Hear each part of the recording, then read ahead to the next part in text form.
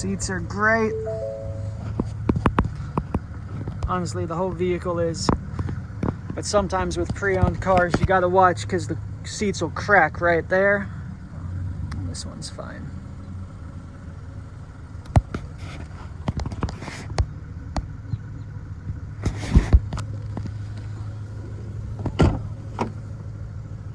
Well, got a little bit in here. This was actually just driven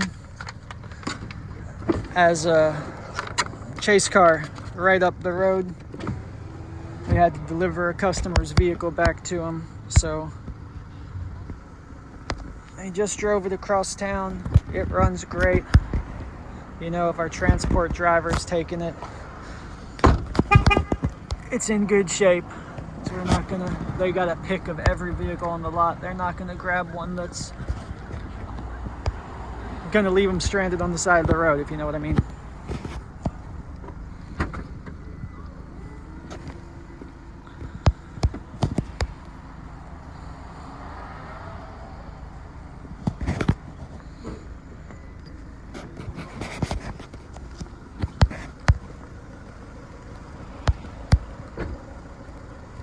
None of the wheels have any curb damage.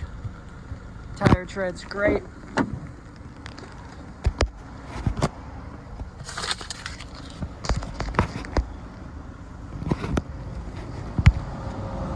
No marks on the doors.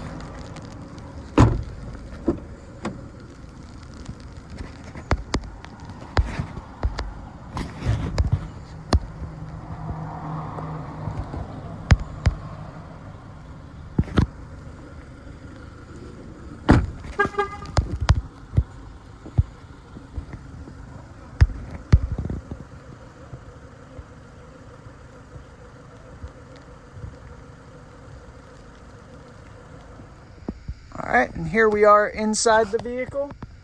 Just at a glance, the first thing that jumps out at me that I am a huge fan of is the fact that this guy has adaptive cruise control. What that'll do, if you're not familiar with it, is when you cut the cruise on, you set a speed, and you can still speed up and slow down, but these buttons will allow you to adjust your following distance. You can kind of see it reflected right there.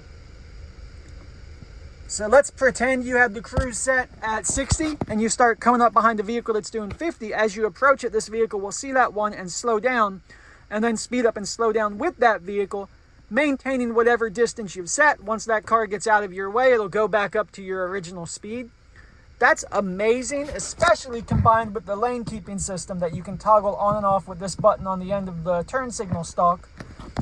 Because then you're going down the road, and rather than on a long trip constantly doing this and constantly doing this, you've got the lane keeping system handling this part. So as long as you got your hands on the wheel, it's doing the small adjustments for you. And then you have the adaptive cruise control handling this part. So as long as you're making sure there's not an idiot on the road in front of you, or, you know, some other significant obstacle, the vehicle is going to follow the road and pace with traffic. It makes long trips so much easier and so much less stressful. It never takes control away from you, but it handles the moment-to-moment adjustments so you can stretch your attention further and pay attention to the things that really matter. I'm going to go ahead and take this for a spin real quick. Got a backup camera, of course. I love those prediction lines. If you need to back into a parking space, you can just aim. That's exactly where the car is going. And let's take it for a spin. I'm not going to videotape the whole test drive because it'd be way too long. This video is probably going to be 5 or 6 minutes, maybe 10 minutes. Who knows? But just so you know, turn signal works.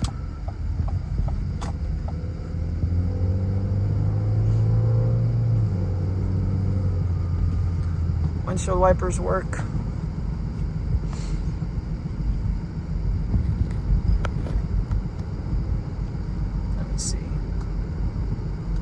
Cut the lane keeping on. Let's see if we can cut the cruise on.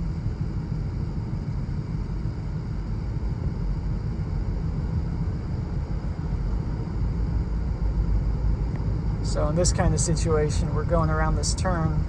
See if it, yeah. So the steering wheel just vibrated, and now it's slowing down because that vehicle just pulled off without me doing anything. I love those two systems. If I were to get a new vehicle, the must-haves would be the adaptive cruise control with the lane keeping, these controls right here, and then Apple CarPlay or Android Auto on the touchscreen. And if you're not familiar with that already, oh boy, I imagine you are, but if you're not, what you can do is you hook your phone up, and rather than your phone just uploading its contacts and you just making phone calls with it and listening to music, it will let your phone completely take over that display. What that's going to do is it's going to allow you to project your maps, your music, use your phone's voice commands, and there are dozens of other apps that will work there. The cool thing about that is not only do the maps update automatically, and your phone's just so much more capable than any vehicle radio, whether we're looking at a Cadillac, a Tesla, a Ford, a Mercedes, what have you, your phone's better, no question about it. But your phone is also almost always up to date. So you think about like 10 years from now, excuse me, this screen is going to look 10 years old, but 10 years from now, I'm going to hop in this with an iPhone 25, and that iPhone 25 is going to take over this display.